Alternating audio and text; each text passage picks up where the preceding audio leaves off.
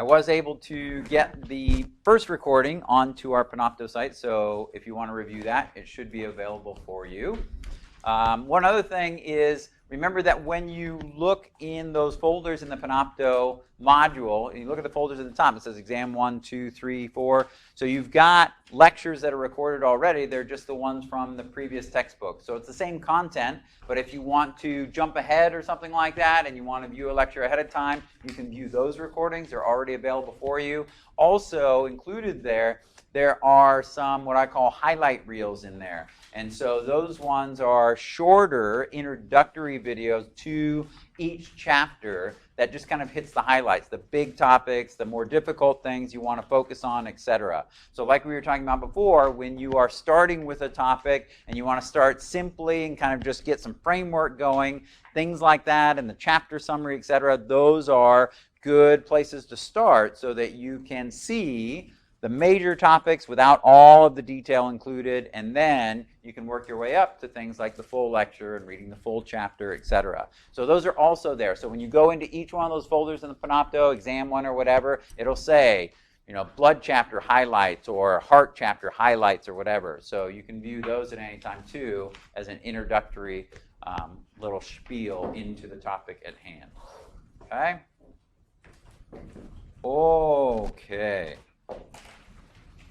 So, whence last we stopped talking, we were here talking about erythrocytes. So, we were into the cellular elements and we were looking at, starting with, the red blood cells. We're going to tour through white blood cells. We'll talk about platelets, the thrombocytes as well.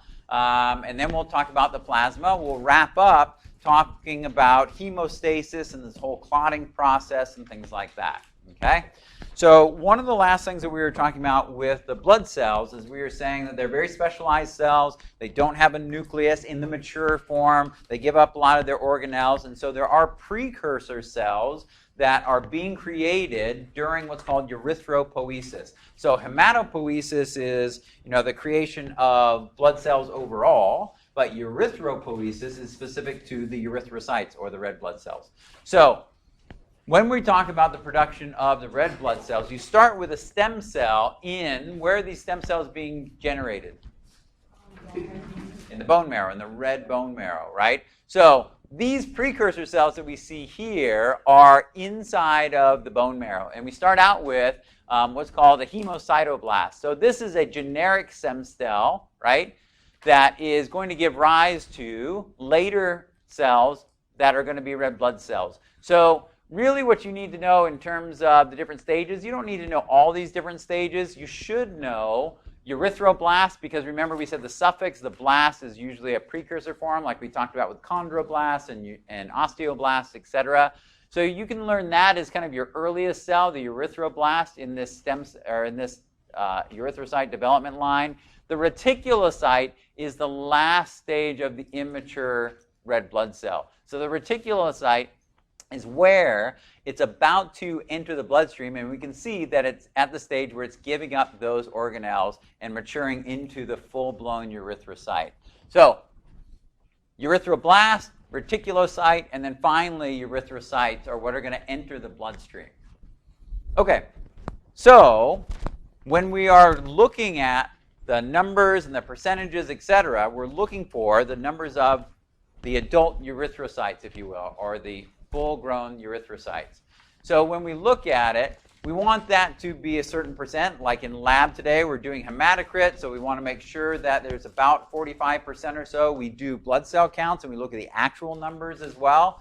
But because the function of these red blood cells is to carry oxygen, if you don't have enough of these, it could lead to both hypoxia as well as anemia. So hypoxia, when we look at that term, right? So this part, the prefix, hypo, means what? Right, low. So when you talked about the integumentary system, you had hypodermis, which is located underneath the dermis, etc. So hypoxia is low oxia, low oxygen levels. So if you don't have enough red blood cells to transport the oxygen, then you're not going to have enough oxygen being delivered to the tissues. So it certainly could lead to hypoxia, but also if you don't have if your carrying capacity for oxygen or you don't have enough red blood cells, we call that anemia. Now, there are different types of anemia as well, different types of hypoxia. We'll talk about that a little bit later on. But generally, too few red blood cells gives us anemia and hypoxia. Too many can go the other side. Poly, many, cell, right? Polycythemia is where you have too many.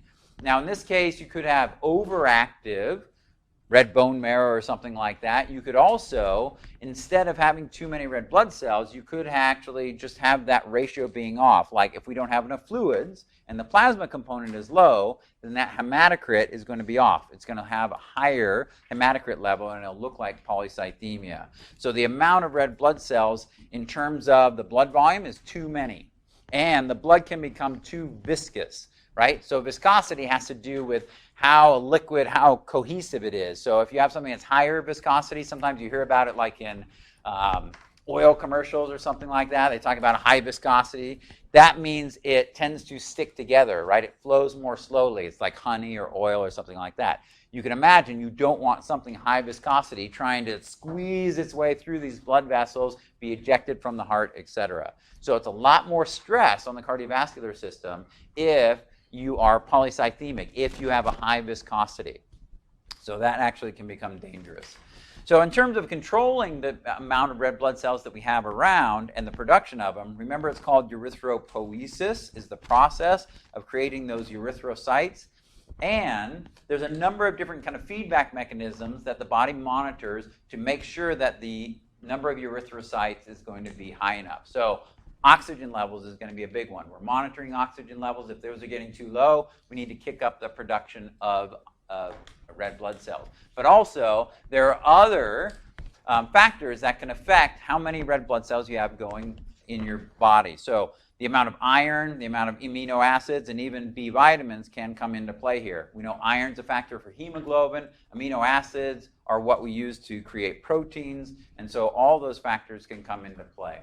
So like we said, polycythemia, often too many red blood cells, increases the viscosity, and there are different reasons that can occur. So problems in the bone marrow. So if you have bone marrow cancer, right, cancerous cells are our own cells that are replicating out of control. There's too many of them, they're too active, etc. And so if that's occurring in the bone marrow, it's possible that they are doing their job there's too many of those cells and they're too active. So they're cranking out too many red blood cells.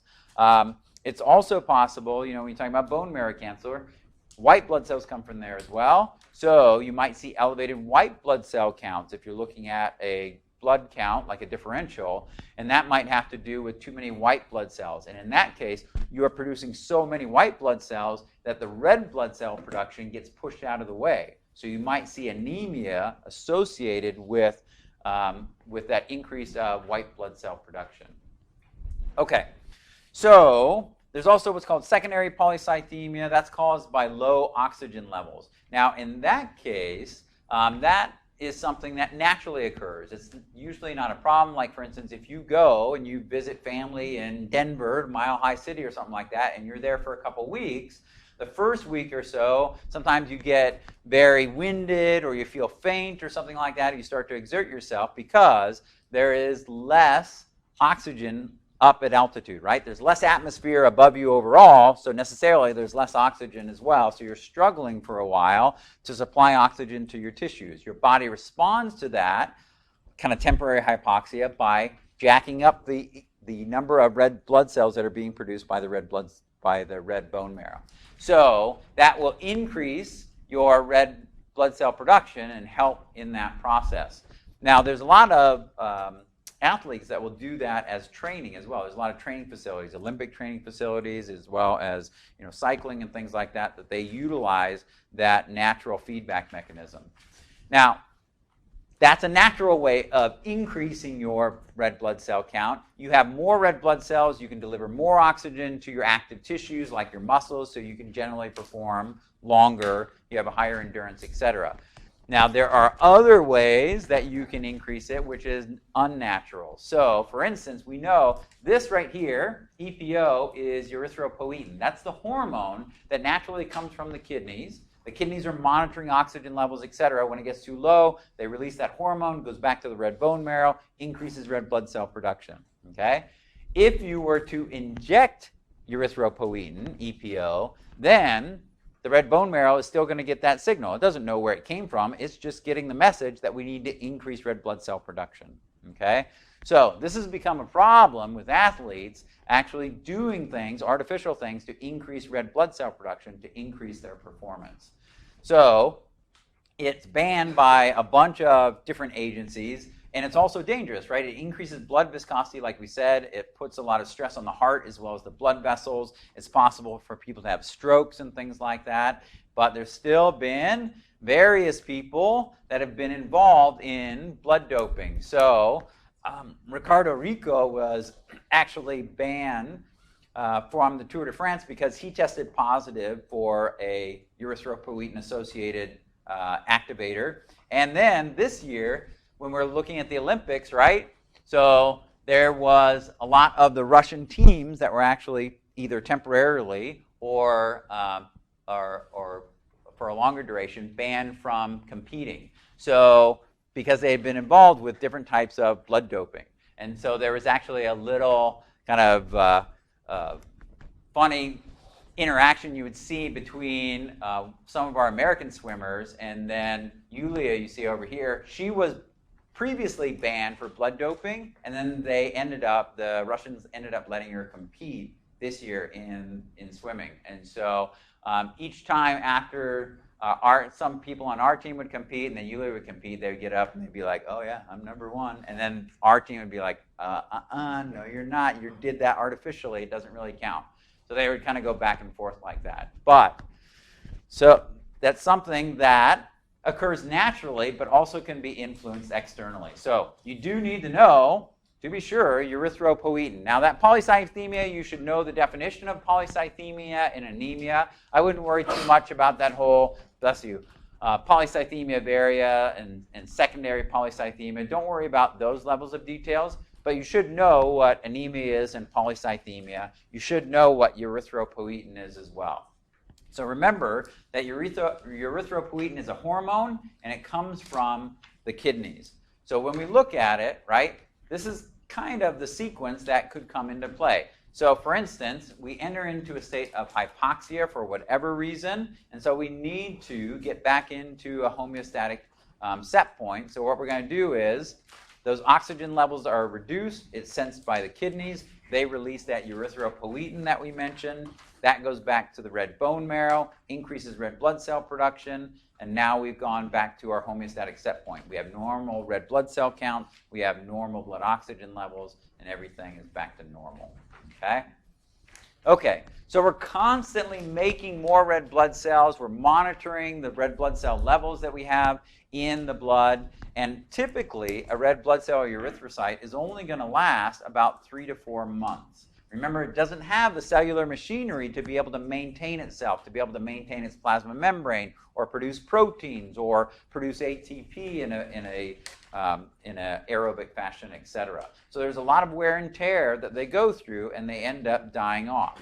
When they die off, after that 3 to 4 months, they have to be removed. And so they're generally removed by these big macro eating cells, macrophages.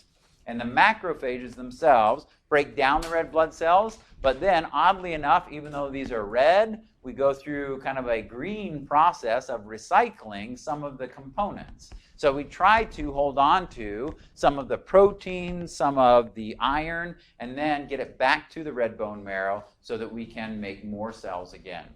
So we talked about this part in terms of monitoring and maintaining red blood cell levels. We said that though when these red blood cells break down, we actually are going to try to harvest some of their components. So this is the hemoglobin. Hemoglobin is that protein that does what? It binds oxygen, right? So it's the whole way that the red blood cells are able to bind and carry oxygen.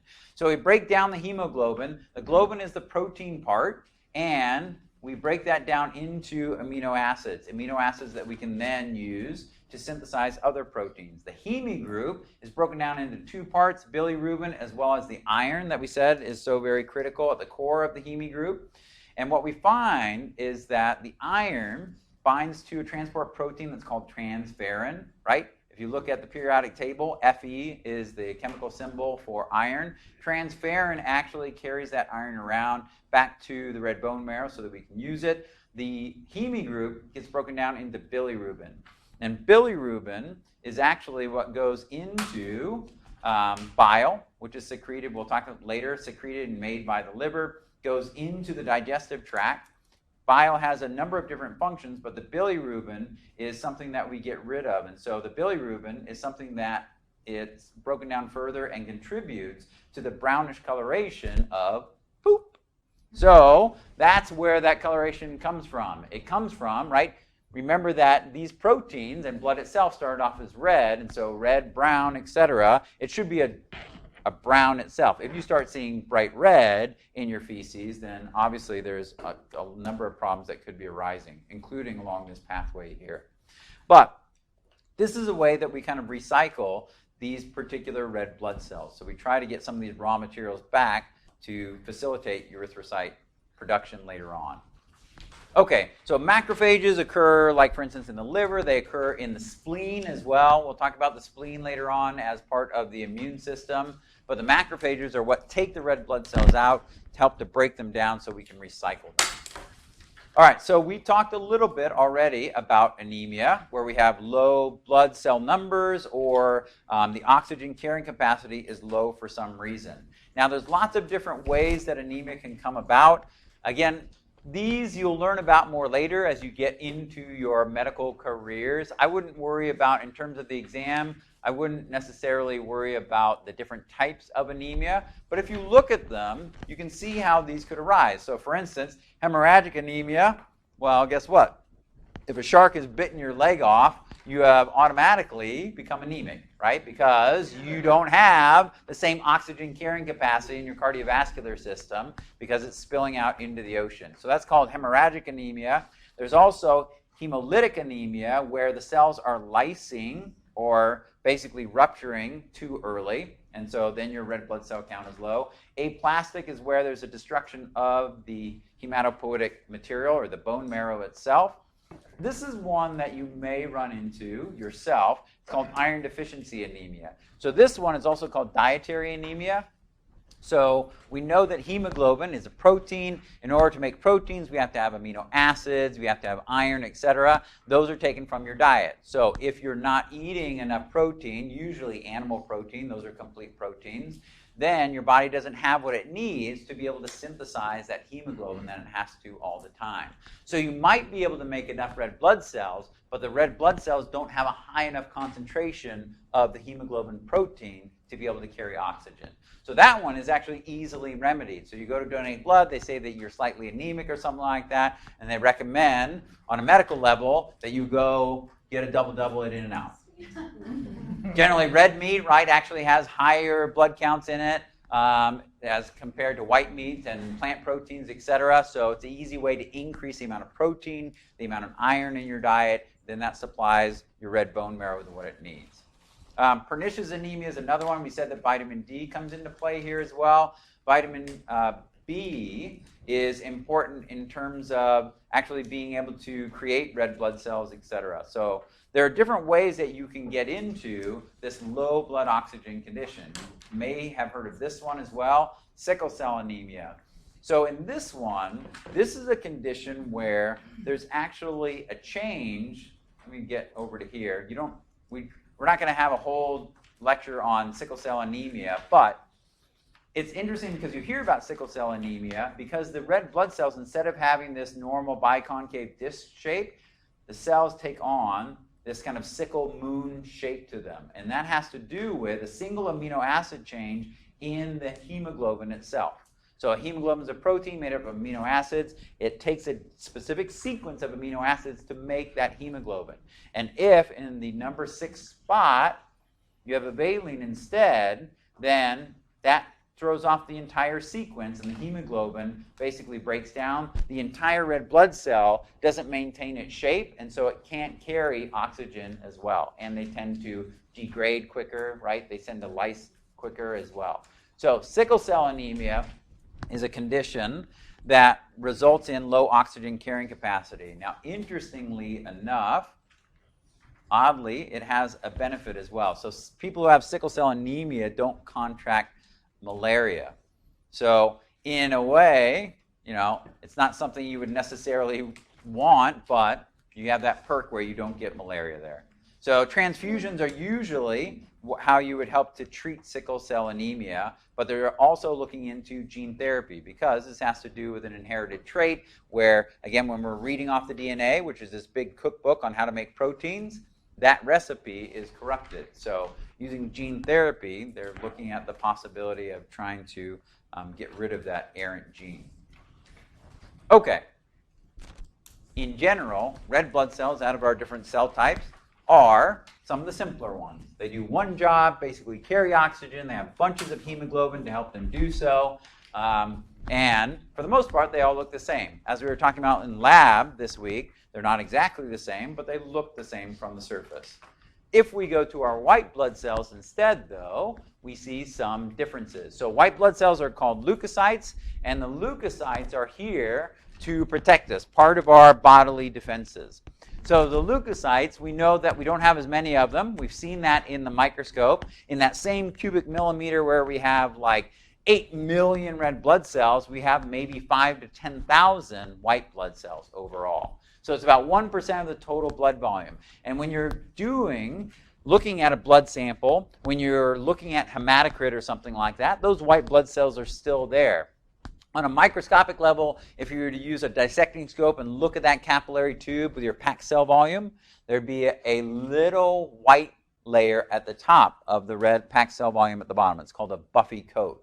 And that is where that little 1% ends up, right at the surface of it. But by your naked eye, you can't really see it because there's so many red blood cells. In any case, white blood cells have a totally different job in terms of protecting us. And very interesting thing, at least to me, about white blood cells is that they kind of have a mind of their own. So they can, rather than just being pushed around by hydrostatic pressure, blood pressure, etc. in the plasma, they can move on their own, and if they're doing their job, they are found more commonly outside of the bloodstream than inside of the bloodstream. As a security detail for the body, it doesn't make sense to have them only in the bloodstream, right? They need to be out amongst all the different cells and tissues, checking to see if we have a bacterial infection, if there are virus-infected cells, cancerous cells, or whatever. So they have to be out amongst the people, if you will. And so they can actually leave through capillaries and venules in a process that's called diapedesis. They can move. You guys heard of amoebas and stuff, right? Those are unicellular organisms that kind of move like a snail. They have like a pseudopod that they can extend out and then kind of pull themselves along. White blood cells move in the same way. So they'll be going along in the capillaries and the venules. They'll actually get a little cry for help, a chemical cry for help that says that there's an infection in that area. They will put the brakes on, and we'll talk about how they do that, adhere to the wall of the capillary venule, and then squeeze their way out between the cells of the vessel and start moving towards the site of infection. So, like for instance, if you, like we talked about, get that white head or something like that, right? You have some sort of pimple.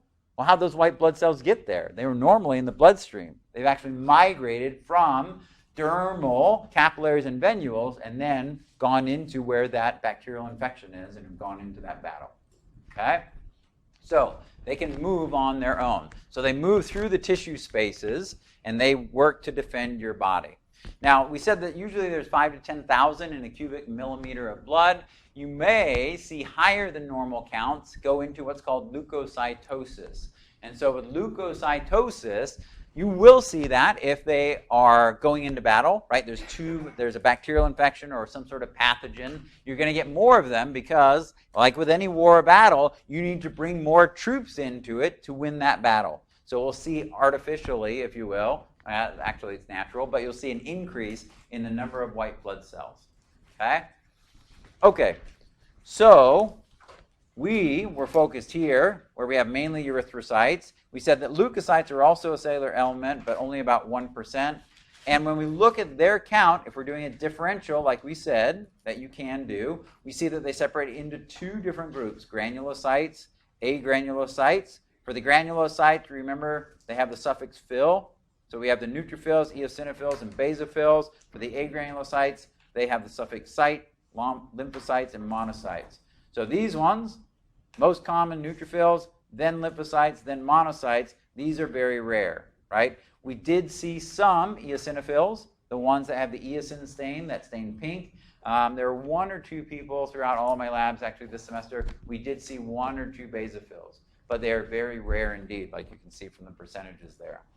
So we've already gone through this and seen them physically in the microscope and how they appear different, right? So things like our basophils and our eosinophils that we see there. Normally they're actually a little bit pinker than that in terms of our eosinophils. There's a little mnemonic to remember how the populations of the different white blood cells are distributed. Never let monkeys eat bananas. Seems counterintuitive, but it tells you that neutrophils are most numerous, then lymphocytes, then monocytes, then eosinophils, and then basophils. Okay? You don't have to memorize all of the distributions in terms of numbers, but you should know which are the most frequent. Like we said, neutrophil is definitely the most frequent. If you forget on a lab practical and it's pointing to one of these white blood cells, guess neutrophil, and you got a 50-50 chance. Okay, so we saw with the white blood cells that they all have nuclei. We said that we look at the shape of the nucleus, the size of the cell, whether it has granules to help us discern between them. And the neutrophils, these are basically a bunch of phagocytes. So these ones help to kill microbes in what's called a respiratory burst. What they do is they synthesize oxidizing substances. Think of things like bleach and hydrogen peroxide, how they help to kill off things, right? We're using bleach solutions to clean the tabletops in the lab. And so they also produce oxidizing substances in those little granules that we said that they have. So they will release those onto things like bacteria and help to kind of digest them and kill those microbes. They also have these things that are called defensive proteins that will pierce the membranes of these microbes and cause them to lyse. But these are phagocytic cells as well. So they basically will end up kind of attaching to and partially ingesting these cells. They secrete these digestive enzymes and proteins onto them and kill them off. And so for the most part, neutrophils are oftentimes known as the bacteria's bacteria slayers. So these are the body's bacteria slayers, and what they end up doing is handling, bacteria are pretty small, neutrophils of our different cells are kind of a medium-sized cell. You can imagine we have one other phagocyte that's a bit bigger than that. What's the biggest white blood cell? Monocyte. So that's another phagocyte, but it's going to handle larger cells. These handle mainly bacteria. So if we see an increase in the number of neutrophils, it may indicate some sort of bacterial infection somewhere. Okay? Okay, so neutrophils, eosinophils. Eosinophils, we said that they are red staining, they have granules, etc. And what they are specialized for are against parasitic worms, as well, they're associated with allergies. Now, if you have a tapeworm or something like that, these will release digestive enzymes again from their granules, which will be released onto the surface of that parasitic worm and start to digest the cells, the outer cells of the parasitic worm itself. So if you look at a differential blood cell count and you see this increase in eosinophils, then you start looking for some sort of parasitic worm in that particular person. You can also see increases, though, in eosinophils associated with allergies. They have a homeostatic mechanism working with the basophils to try to have an appropriate allergic response, where effectively you may increase blood flow to the particular area where you have this thing that's invading you, but we don't want to go full-blown. We don't want to be anaphylactic shock or something like that. And eosinophils will actually get rid of some of the molecules associated with immune responses, with swelling and that type of thing. And so if it starts to get too swollen and too inflamed, there'll be a release of or a taking up of some of these immune chemicals and proteins to keep that from going out of control. So sometimes you'll see eosinophil levels be higher in a blood cell count associated with allergies as well. Okay, basophils, like we said, also work in terms of, sometimes in terms of allergies, but also in terms of inflammation. Their main role is to contain and secrete histamine. So histamine basically increases the inflammatory response. So it makes you swell in that particular area. So when you look at that, histamine is going to be released. It's going to dilate blood vessels. It's going to make capillaries a little bit leakier. And it's going to allow our defensive cells to reach that site of infection easier. So if you dilate blood vessels, you're opening up the highway for our white blood cells to get there to fight that infection. Okay? So it increases inflammation. It's called histamine. Sometimes you hear about histamine. It seems familiar because there are medicines, right, that are called what? Antihistamines, right? So if you're getting too much swelling, you can take an antihistamine, which will decrease it. It decreases the activity of basophils and these other cells that are called mast cells, and it negates the effect of the histamine. So if you are swollen because you actually have an infection, right, you have a cut and it is red and swollen and hurts, well, that's a good type of swelling. You need that type of swelling because there's a battle going on there. Bacterial populations are getting bigger and bigger, so we need more of our defenses to go into that area, okay? You may have to help it out with, some sort of topical, kind of antimicrobial as well, but you need that type of swelling. Meanwhile, if you're talking about an allergy, we'll talk about this with the immune system when we get there, but an allergic reaction is where your body is responding to something as if it's a pathogen, like a bacterium or a virus or something like that. But instead, all it is pet dander or pollen or something like that, something that's really not a pathogen. It's not going to infect you and turn you into, a sunflower or a grass or something like that, but your body is overreacting as if it is. And so in those cases, if you have swelling, right, where are you being attacked? You're being attacked like at your eyes and your nose, and that's where you get your swelling. So histamine's being released there because, we're being attacked by pollen, right? So in those cases, you take an antihistamine because your body's overreacting and we want to decrease that swelling. Okay? So again, we'll talk about that in terms of bodily defenses later on. But basophils help with swelling in terms of increasing releases of histamine. All right. Agranulocytes, two other ones. We know that we have lymphocytes and we know that we have monocytes. Now, lymphocytes at this point, we're going to keep it rather simple. Lymphocytes help with what we call immunity. There's two types of lymphocytes, T lymphocytes and B lymphocytes, and they both help with the long-term protection against different types of pathogens. Okay? So they do it in different ways. B cells actually produce antibodies. T cells do a direct kind of cell-to-cell interaction and target virus-infected cells often and like cancerous tumors. But we have a whole chapter on the immune system where we will learn the details about T cells and B cells. So right now, as long as we know that lymphocytes are associated with immunity or this long-term protection from different types of disease-causing agents, that's okay for what we need to know about lymphocytes right now. Okay? Monocytes, on the other hand, we said it's our other type of big macrophage, and so or phagocyte, and so these ones are found in the blood, right, as monocytes, like we saw in the blood samples, but like other white blood cells, they can leave the circulation and go into the tissues. And when they do that, they get an additional name that is called macrophage. Again, macro just means big, phage, like to eat.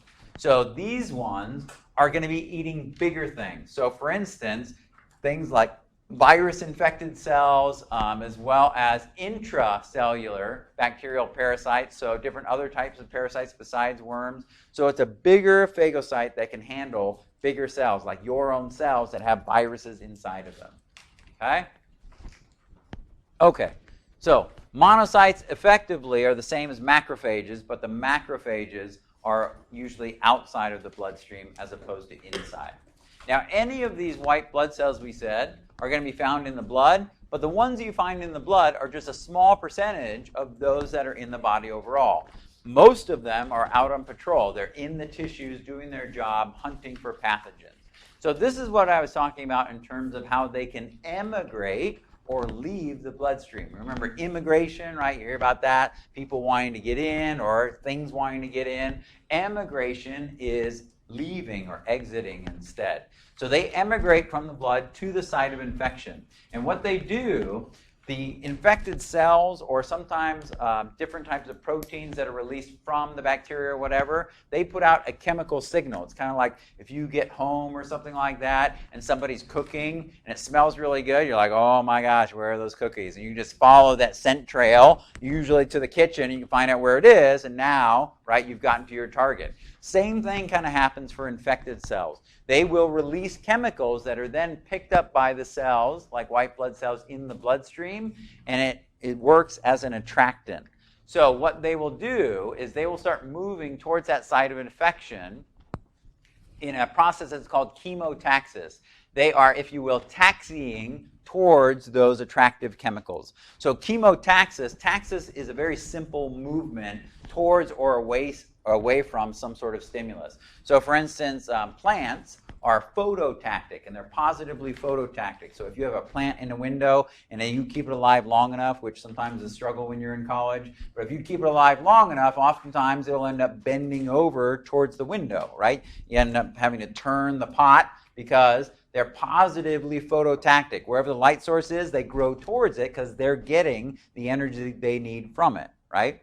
There are other things which are negatively tactic. So for instance, if you go downstairs across from the lab, in the marine biology lab, we've got a number of different invertebrates in that lab. And a lot of them you don't see because they are negatively phototactic. If you look underneath some of the coral heads in there, you might see like an arm sticking out from some of our brittle stars, or some of our sea urchins. They're hiding when the light is there, because light to them means that, predators can see me. It also means, for a marine organism, that means it's potentially hot, like maybe it's low tide, and so now the sun's beating on me, I'm going to dry out or something like that. I need to be where it's dark, because it's going to be cooler there and it's going to be wetter there, and I'm going to have a better chance at surviving. So they have, even a brittle star, which is like a type of sea star, they have photoreceptors. They don't have eyes, but they have photoreceptors on their arms, which can tell them whether it's light or dark. They don't actually see images like we do, but it can tell light or dark. And wherever it's light, it's going away from. Wherever it's dark, it likes, and it's going to hide underneath there, because that's safety, because that's cooler, etc. So in any case, these cells are positively chemotactic. When these chemicals from the infected tissues are reaching them, that draws them to it. And so when they're going along, they get that chemical signal, they start to adhere to the wall of the blood vessel. That process is called margination. Molecularly, they're putting on the brakes and starting to stick to the wall in order to slow down, because they don't want to pass up the area where the infection is. So now they've attached to the wall. Now they go through this process of movement that's called diapedesis. So diapedesis is where, like you see in the figure there, they change their shape and they squeeze out between the cells in the blood vessel and then start moving like an amoeba towards the site of infection. Okay? So that's the way that they can be signaled to where they need to be to engage in that battle, and how they can physically move outside of that particular blood vessel. Okay, so this figure that we see here, this is from your book, and like the one that I showed you before, very good in terms of giving you all the information about different types of cells, what they do, like you see here in the last column, and then it gives you a little bit in terms of the frequency or distribution and what they look like. So that's a good thing to know, both for lab, right? We have to identify them in lab, but also in lecture. We said you could get a multiple choice question where we give you the function and you have to pick out the white blood cell that does that, like which is the one that helps out against parasitic worms. Or it could be like an essay question, again, where it says, okay, name 3 different types of white blood cell and say whether they're granulocyte or not, describe their function, that type of thing. Okay? Okay. So, white blood cells. Now, white blood cells, even though we have red bone marrow, which is where the red blood cells come from, white blood cells also come from the red bone marrow. Now, we'll talk about in the immune system, there is a possibility that certain types of white blood cells can actually come from other tissues later on as well, but for the most part, our white blood cells will come still from that red bone marrow. And when we talk about, there's that hemocytoblast you see in the second line there, the blood stem cell, that gives rise to both red blood cells and white blood cells. But what we find is that as we differentiate or specialize into these 5 different types of white blood cells, there's 2 different lines of stem cells. ones that are called myeloid stem cells and ones that are called lymphoid stem cells. So lymphoid stem cells become lymphocytes, right? So they have this particular cell line that develops only into lymphocytes. They have a big job in terms of protecting us and giving us immunity, like we said we're going to talk about later. So they have a dedicated cell line that are called lymphoblasts, which come from lymphoid stem cells. Meanwhile, the other 4 types of white blood cells all come from a different stem cell line. They come from myeloid stem cells as well. So if we look here, here's our hemocytoblast, myeloid stem cell, lymphoid stem cell. Follow that down, only become lymphocytes. Okay? Myeloid stem cells become all of the other cell types, both white as well. Technically, as we look along these pathways, there are some variations in there as well, but myeloid gives rise to everything else. Lymphoid directly go to lymphocytes instead. Okay. Now, sometimes you may have heard of this, right? Leukemia. So we've seen that the prefix leuc and leuko is talking about the white blood cells. And in this case, what's happening here is you may have cancerous cells within the bone marrow of these stem cell lines. And so what's happening is they are cranking out more and more and more and more white blood cells, more than you need. And like we said, it's actually crowding out some of the erythrocyte cell lines. So it becomes totally occupied with these cancerous leukocytes. And so we see extremely high numbers of white blood cells. We become anemic because of the lack of red blood cells, etc. But the problem is that this is stem cells, so it's giving rise to all of these cells that protect us, etc. And so it's very, very problematical in terms of the body because all of there are different types of body systems can be affected. There's other different types of diseases and disorders. You hear about this, right? Mono. So mono, what happens is you get artificially high agranulocytes, and some of those lymphocytes as well as the white blood cell counts go up, particularly the monocytes, which is where you get the name in terms of mononucleosis. But this is a viral disease that can be passed on. So that's why you hear about it as the kissing disease. Okay, red blood cells, white blood cells, wrapping around to platelets. So platelets, we said, are not whole cells. These ones are fragments of cells. The precursor cell for those are really big cells called megakaryocytes. They also come from the red bone marrow.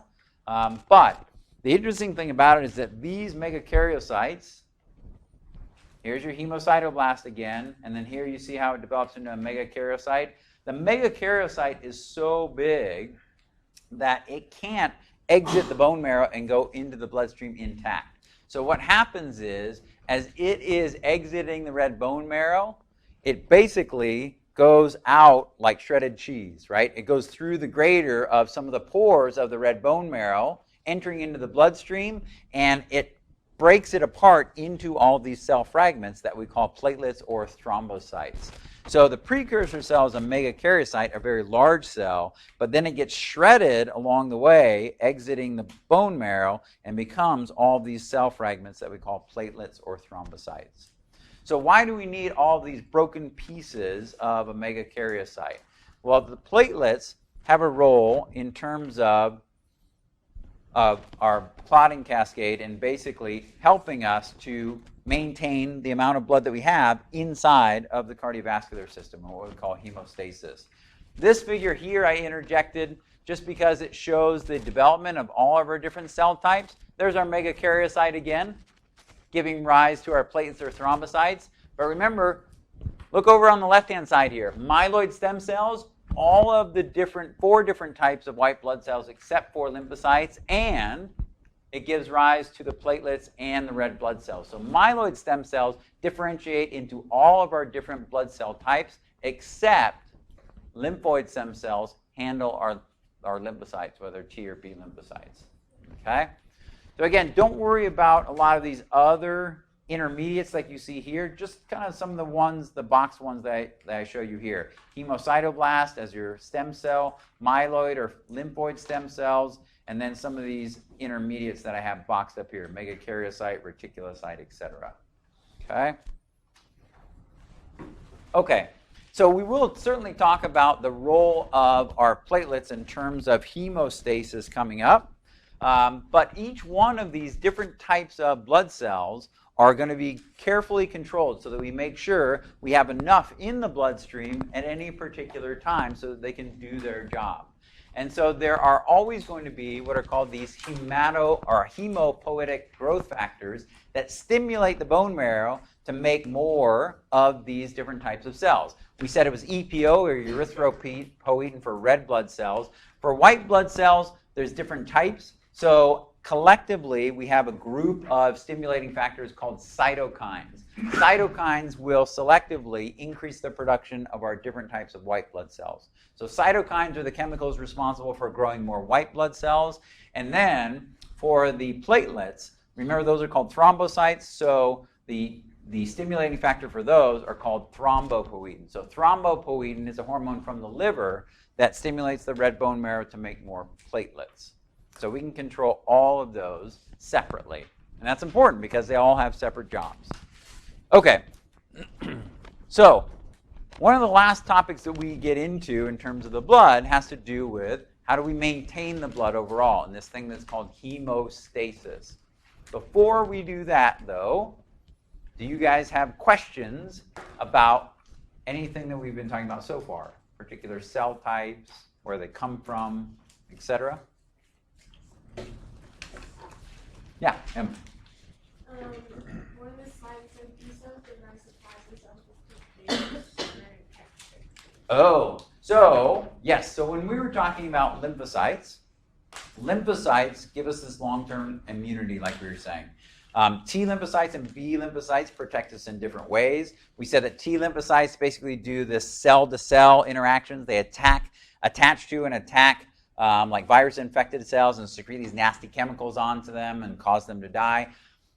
B cells, on the other hand, what they do is they morph into a cell that's called a plasma cell, like you saw in some of the diagrams there. And what they do is they release antibodies.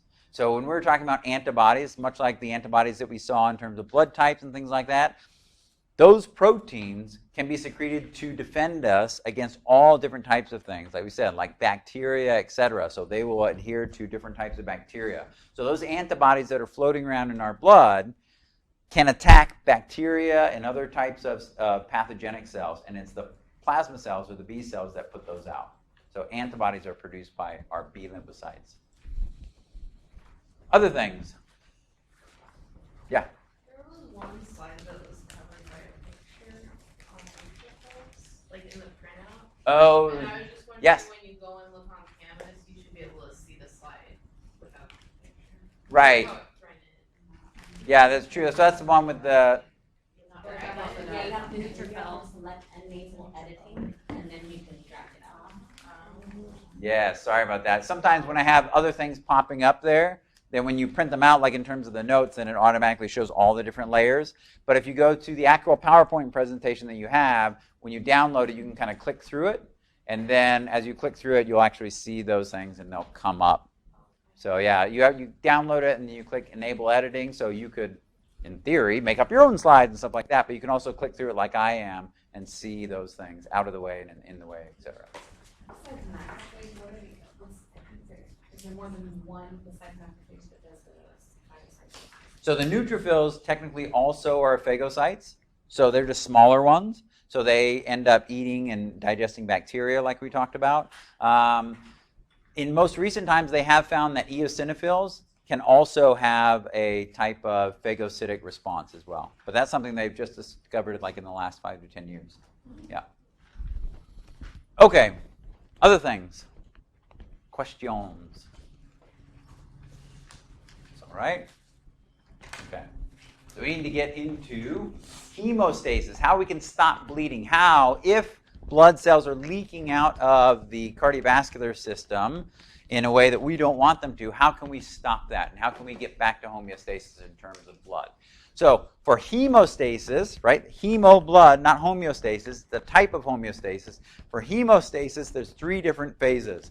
So if you have a cut blood vessel, how do we, number 1, stop that leakage from all over the place? Number 2, how do we get back to having a nice normal pipe there. You know, if we look at the blood vessel as like a pipe conducting fluid. So when we talk about hemostasis, there's 3 phases. The first one is called vascular spasm. The second one is platelet plug formation. So now we're getting an idea about the role of platelets in terms of hemostasis. And the third stage is actually blood clotting or coagulation. Remember, coagulation different from what we were seeing in blood in the blood lab when we were doing blood typing. When we see that clumping is agglutination. This is coagulation, a whole separate process in terms of clotting, forming of blood clots or scabs or whatever. Okay, so 3 steps: vascular spasm, platelet plug formation, and then coagulation. Now, vascular spasm is pretty straightforward. If you think about a spasm, right, it's a movement. It's like an uncontrolled movement. And so it's going to require muscle. We haven't gotten into blood vessels yet, but you probably know there are arteries and veins. There are capillaries, the smallest ones as well. There are also some medium-sized blood vessels that are called arterioles and venules.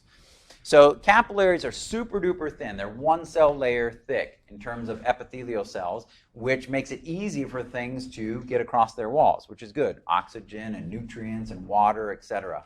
The larger blood vessels have 3 different layers to their wall. They have an epithelial layer lining them on the inside.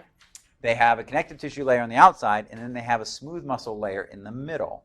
So if it's a blood vessel, a larger one that has smooth muscle in its wall, so not a capillary, then if it gets cut and it's doing this like a fire hose, we want to do what we can. Like if you have a hose that's going in your yard and it's spraying all over the place, if you can't make it to the spigot to turn it off, one of the things you can do temporarily, you grab the hose and you kink it, right? So you kink that hose, now you've restricted the diameter of it, and there's not as much that's leaking out the end. So the blood vessels, at the very onset, if they have that smooth muscle layer, they try to do the same thing. They try to start constricting and decreasing their diameter so that there's less blood leaking out, okay? So vascular spasm, they go through vasoconstriction in order to try to decrease the amount of blood being lost. Vaso, a lot of people look at that and they go, oh, vein. Vaso just means vessel, so it could be a small artery like an arterial or whatever. Now, if you're talking about, as we come into horror movie season, if you're talking about a cut jugular or carotid artery up here that has a diameter like a quarter, that's not going to do the job, right? It may try to do something, but it's still just going to be like hitting the wall, right? So that's mainly for things like arterioles and venules, etc. So vascular spasm, first step. Second step is platelet plug formation. So again, much like if you have a pipe broken at home or something like that, and you see a bunch of fluid coming out, your first instinct is to just put something over it, right? Or stuff something in it so it's not shooting out quite so bad. Then you're trying to figure out, okay, now what do I do in terms of actually repairing it? I can't leave it like that. That little rag that I stuffed in there, that isn't going to hold. What do I do? So same thing in terms of hemostasis. Second step is jam something in there. We don't have a rag, but we do have a whole bunch of these fragments floating around that we call platelets, and those will automatically start adhering to and jamming themselves into that open space, okay? So what happens is, like we said, with a blood vessel, normally with a blood vessel, you've got an epithelial lining on the inside, then you have the muscle layer, then you have connective tissue on the outside. So as the blood's going through it, it normally just interacts with that endothelial or epithelial lining. That's what it sees on its day-to-day basis. Now, if there's a break in the wall, now all of a sudden, that blood is coming into contact with smooth muscle or connective tissue on the outside. Connective tissue with collagen fibers in it to reinforce it. Those collagen fibers end up being the stimulus for this clotting cascade or this platelet plug to begin in terms of sealing off that hole. So if the blood gets exposed to those collagen fibers, the platelets automatically start sticking to them and sticking to anywhere around we have that break. So it ends up being the stimulus to them to start forming this thing that we call a platelet plug.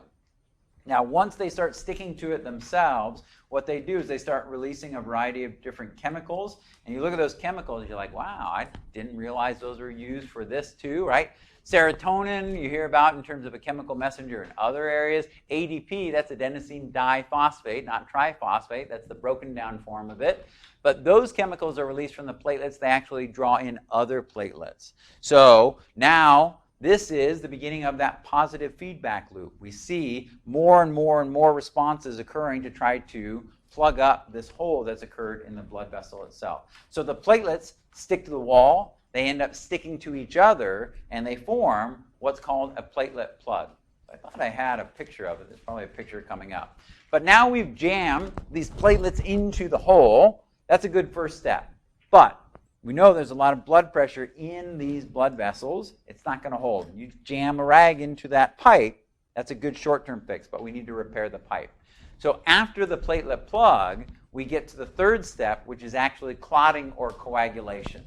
Now, like we said, this is a little bit more complex as opposed to just platelets jamming themselves in there. In this case, what we have is we're actually turning components of the blood from kind of a liquid soluble form into a solid form to form a scab or a clot or something that's going to cover up that hole. So what we find is that there are three main steps to this reaction. And so these are chemicals that we find in the blood that will, some of them, there's a whole sequence. A lot of them are proteins, some of them are enzymes. But what happens is, if you look at it, we can see that there are activators here. So we see this prothrombin here gets activated into a molecule that's called thrombin. The thrombin itself catalyzes, right? Enzyme catalyzes the conversion of this molecule, this protein here called fibrinogen, into fibrin. Now, when we were introduced to what components of the blood we had a long time ago, we said that floating around in the plasma, we've got a bunch of different things. There's ions, and there's hormones, and there's molecules. We said there are three different plasma proteins that are always floating around in there. Albumin, we said, is important in terms of osmotic pressure, so that we can transfer water back and forth from the tissues. But we also said that there's one in there called fibrinogen. So fibrinogen is always in the blood, and it's soluble. It's always there, but it's in a soluble form until this chemical cascade activates it and turns it from the soluble form called fibrinogen into an insoluble form called fibrin. And as the name indicates, it starts to form these fibrin threads. It drops out of solution and starts to form these protein threads. Think of it, right? We already have that platelet plug there. Think of it as kind of rebar in concrete, giving it extra strength, or even like a spider web that's going to attach to the platelet plug and work to reinforce it, okay? So these are our different steps like we were talking about. Vascular spasm, if we can, platelet plug, like we see, adhering to the broken walls of the blood vessel, as well as to each other. And then finally, we're going to reinforce that with coagulation.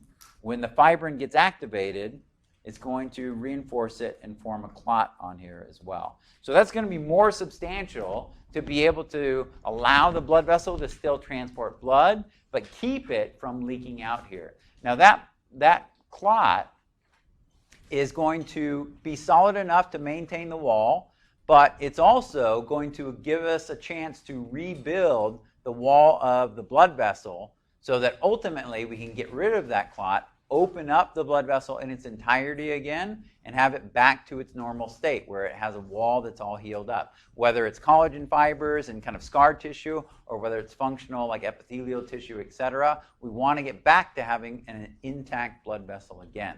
So having the clot there not only stops the blood from leaking, but it gives the blood vessel time to heal again. And then, once the blood vessel is healed again, we'll actually get rid of that clot through a separate process. Okay, so we said that this clot is formed through a chemical cascade. So there's a series of steps involved here that ultimately result in the activation of fibrinogen into fibrin, which then reinforces the clot, like that, right? So there's two different ways that this can be activated. Ultimately, like we said, we have prothrombin, which is associated with platelets, right? Converting to thrombin. Thrombin converts the fibrinogen into fibrin. Now, there's like 13 different factors in this chemical cascade. It's like a whole series of dominoes. This activates that, etc. Okay? And that whole sequence has to occur in order for fibrin to be formed. But what you'll see is in this figure, there's actually two different ways that we can get to this endpoint where fibrin is activated. One is called an extrinsic pathway that you see along the left, and the other one is called the intrinsic pathway that you see along the right. So the intrinsic pathway, when you see in, that's trying to form a clot inside of the blood vessel itself. So this is a clotting cascade that is helping to form a clot inside the blood vessel, but oftentimes there's going to be some damage to the surrounding area as well. And so we want to kind of seal off that area and form a clot or a wall, kind of like sandbagging around that area as well. So that is what's called the extrinsic pathway, exterior to the blood vessel. So with these pathways, both of them lead to the formation of the fibrin threads, like we mentioned. But the intrinsic pathway actually goes through the full sequence of events, all 13 different factors, etc., getting to it, whereas the extrinsic pathway takes a shortcut. It's only a certain number, a reduced number of activators in order to get to the plasma protein, fibrin, being activated. Okay? So with these ones, the intrinsic pathway, like we said, because it's occurring within the blood, extrinsic pathway is going to be started with factors outside the blood with the surrounding tissues. And the extrinsic pathway, like we said, bypasses a number of those steps. So that, like we said, like if you, like in Baton Rouge recently, right, when the levees are breaking and the water's going everywhere, we want to, it's already gone over the banks of the river. Now what we're trying to do is save the home. So we want to sandbag out here to make sure that it's not continuing to flow even further. So we got to do that fast. That's what the extrinsic pathway is doing. It's still clotting cascade, it's still forming fibrin threads, but it's doing so in a quicker fashion so that we can make sure that this isn't spreading even further.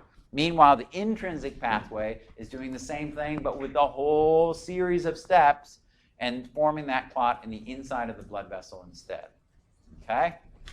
So, like I said, you don't have to know all these different factors, like 3 activates 13 and the Hagman factor and blah, blah, blah, blah. Don't care about that. Okay? You should know that there are 2 different pathways, extrinsic and intrinsic. You should know, where they're occurring, and you should know that both of them end up activating the fibrin. It's just the extrinsic is faster, has fewer steps, and is occurring outside of the blood vessel. Intrinsic utilizes all the steps and is occurring inside the blood vessel instead. Okay? Okay. So what we find, we have formed these clots either inside of the blood vessel or outside of the blood vessel. Now, you may have learned in 201 that clot formation is one of the few examples in the body of positive feedback. Most cases, when we're talking about homeostasis, we're talking about negative feedback, right? So you have a set point, and we want to nudge it back towards the set point all the time. So if it starts getting away from the set point, we nudge it back. And then when it starts getting away, we nudge it back, right? Any change that happens, we have a negative response, a response that's opposite to it, pushing it back. But positive feedback, if there's a change that happens, that change gets amplified, so it changes more and more and more. So that doesn't maintain homeostasis very well. But in the case of forming blood clots, it's a good way to form a blood clot very quickly so that we don't have blood leaking all over the place. So once this process starts in terms of forming fibrin, having platelets stuck to it and fibrin threads attached to it, which actually, like we said, end up like spider webs catching red blood cells and other things into it, that just increases and increases and increases. It makes it bigger, it makes it more solid, so that blood vessel isn't going to blow open again. But if you're thinking about it then, you're like, okay, we made this clot. There are steps where it actually tightens. It actually gets rid of some of the fluid, and the cells actually grab each other and can pull in tighter. That platelet plug, those platelets actually have, when you were talking about the muscular system, actin and myosin. What do actin and myosin do? They help to contract, right? It's that whole sliding filament mechanism. They move the cell.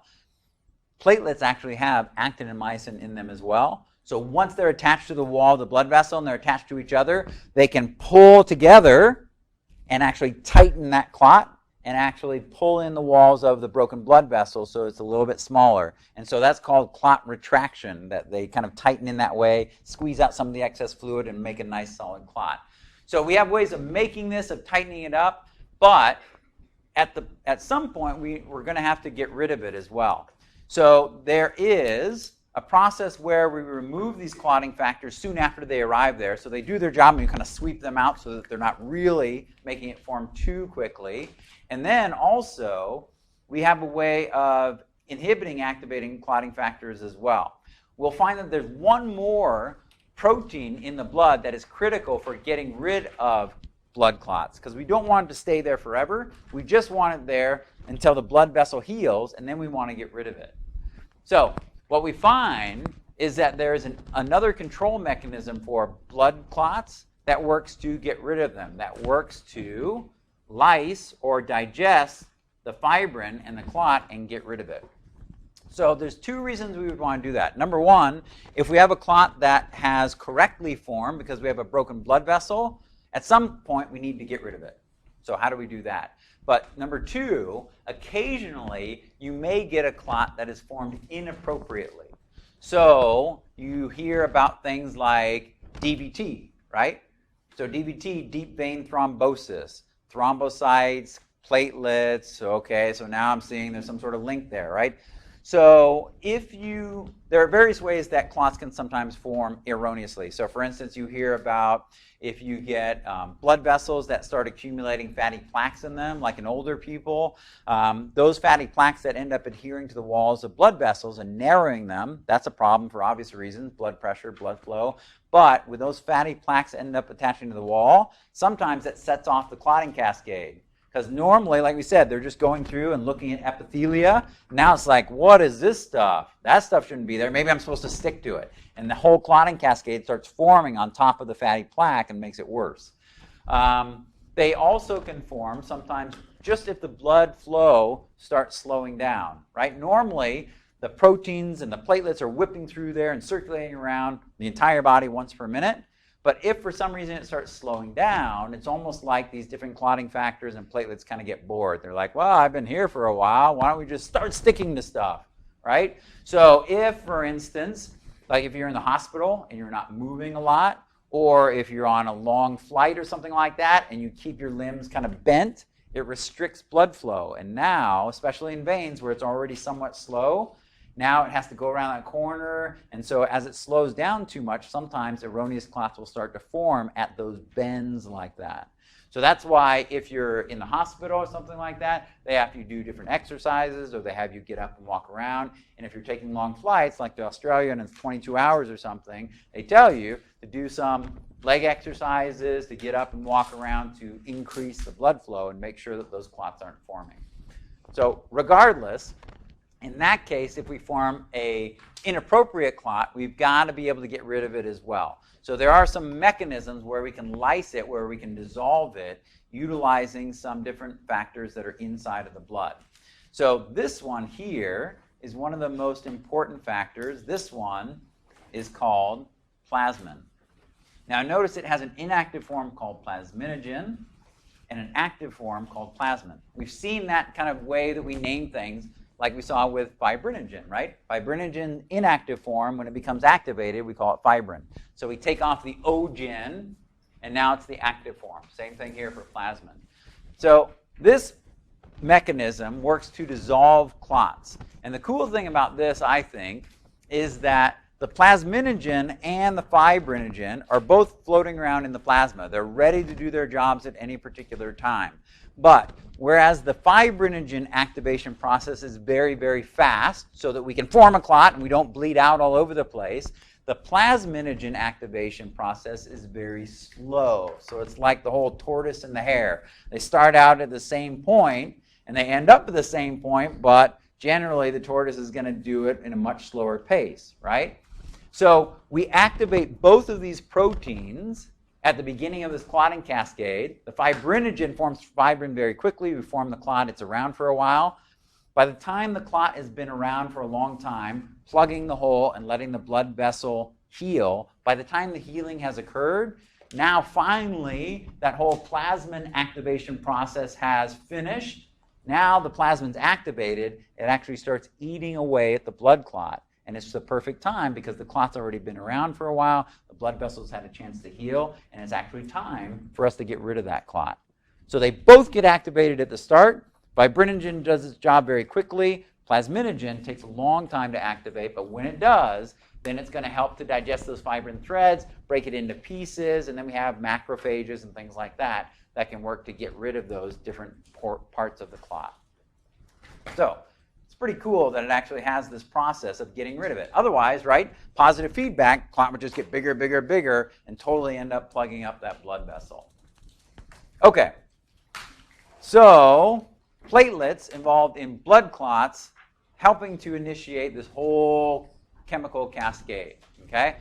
One other thing related to platelets that's kind of interesting is they found somewhat recently, this is from a news article that came out just a few years back, they found out that platelets can actually attack malarial-infected red blood cells. So we said that, right, if you have sickle cell anemia, you can't get malaria, but if you do get malaria, if you get infected, they found that platelets have a secondary role in terms of helping to aid our body in terms of this parasite that has infected you. So they start adhering to and attacking the infected red blood cells and trying to get rid of them. It's something they didn't know that platelets could do. The main role, platelet plug, etc. But now they're finding out that they can do other things too.